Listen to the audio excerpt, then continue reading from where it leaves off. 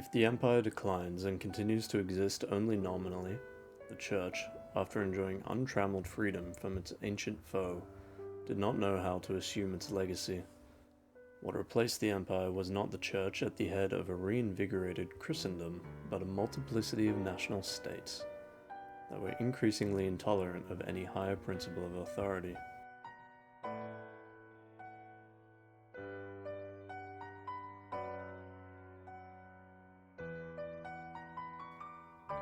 Modern historiography tends towards exaltation of the civilization of the Renaissance over and against medieval civilization.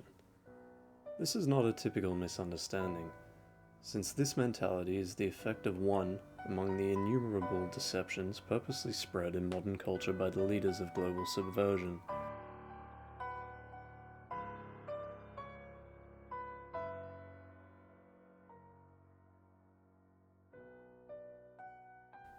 The truth is that after the collapse of the ancient world, if there ever was a civilization that deserves the name of Renaissance, it was the civilization of the Middle Ages. In its objectivity, virile spirit, hierarchical structure, proud anti-humanistic simplicity, so often permeated by the sense of the sacred, the Middle Ages represented a return to the origins.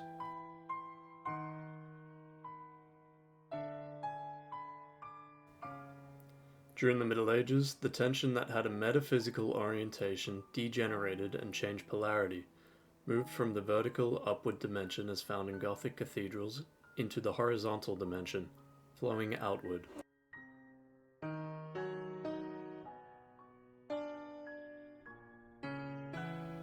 This produced the tumultuous outburst of multiple forms of creativity almost entirely deprived of any traditional or even symbolic element, and on the external plane the almost explosive scattering of European populations all over the world during the age of discoveries, explorations, and colonial conquests that occurred during the Renaissance and the Age of Humanism.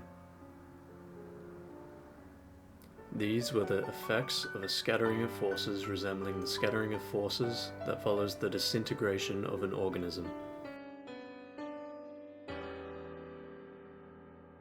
Civilization, even as an ideal, ceased to have a unitary axis. The center no longer directed the individual parts in the political and cultural spheres. There was no longer a common organizing force responsible for animating culture. In the spiritual space formerly encompassed by the ecumenical symbol of empire, dead or neutral zones arose that corresponded to various branches of the new culture.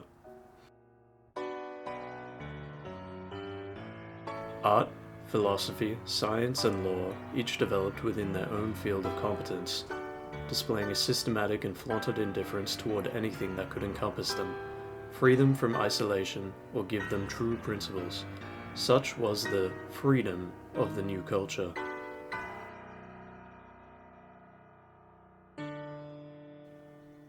Thus ended the medieval impulse to pick up the torch that ancient Rome had received from the Olympian heroes.